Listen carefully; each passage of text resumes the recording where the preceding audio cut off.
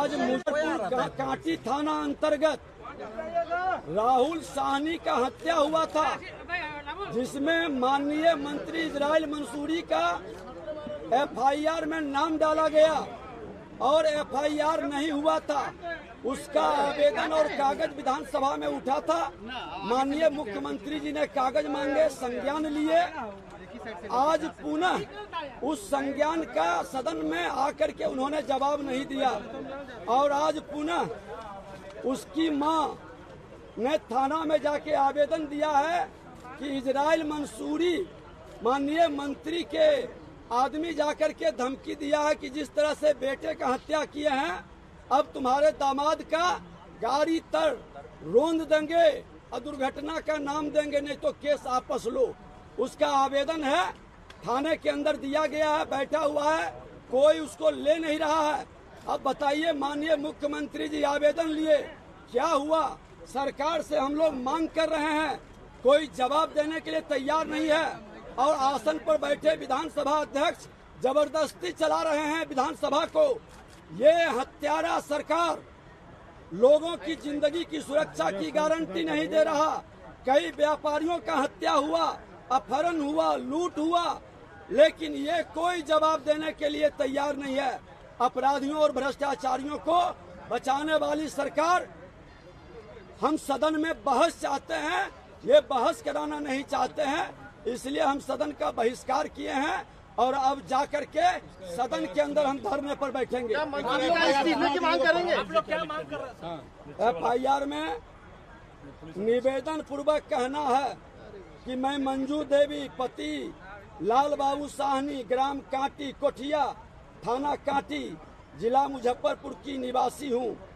दिनांक 9/2/23 को मेरे पुत्र राहुल कुमार की बिहार सरकार के आईटी मंत्री के इशारे पर कांटी कोठिया एस डेक के पास हत्या कर दी गई थी। अब पुनः मंत्री के करीबी लोग, जिसमें किशोर साहनी पेशर जोगेंद्र साहनी, दुलारचंद साहनी पेशर विष्णु साहनी वगैरह वगैरह सहित 8 अन्य लोगों के साथ मुझे और मेरे परिजनों में किसी की हत्या करवा सकते हैं। पूर्व में मेरे बेटे राहुल की हत्या होने के बाद मंत्री के दबंगों के द्वारा घर पर आकर बार बार धमकी दिया जा रहा है कि अगर तुम लोग हत्या का मुकदमा नहीं हटाओगे तो तुम लोगों को छाई लोडिंग के दौरान किसी गाड़ी के नीचे कुचलकर मार देंगे, जिसके बाद घटना को एक्सीडेंट बता देंगे। कोई कुछ नहीं कर सकेगा क्योंकि सरकार और प्रशासन हमारे साथ है। जैसे राहुल की हत्या को हम लोगों ने थाना से मिलकर दुर्घटना बता दिया, वैसे तुम्हारे दामाद को गोली मारकर उसे भी दुर्घटना साबित कर देंगे। पूरा भाजपा तुम्हारे साथ था और विधानसभा में हंगामा होने के बाद भी क्या हुआ? आज भी मंत्री का कोई कुछ नहीं बिगाड़ सका। इतने से भी समझ में नहीं आ रहा है तो अंजाम के लिए तैयार रहो। अतः श्रीमान से अनुरोध है कि उपरोक्त बातों को मद्देनजर मेरे और मेरे परिजनों की सुरक्षा की व्यवस्था करते हुए उचित कार्रवाई की जाए ताकि मेरे और मेरे परिजनों के जान माल की रक्षा हो सके। हम सब परिवार भयभीत हैं। उन्होंने रो रो करके ये सारी बातें भी बताया, वहाँ के लोग भी फोन किए हैं। इसलिए ये सरकार इतने गंभीर विषय को संज्ञान में नहीं लेकर जवाब नहीं देती है तो फिर सदन चलाने का क्या उचित है? इस्तीफे की मांग कर रहे हैं? इस्राइल मंसूरी को बर्खास्त करो, एकदम बर्खास्त करे और गिरफ्तार करो। एक बार नारा दे दीजिए, एक बार नारा दे दीजिए। आप देख रहे हैं बर्खास्त करो।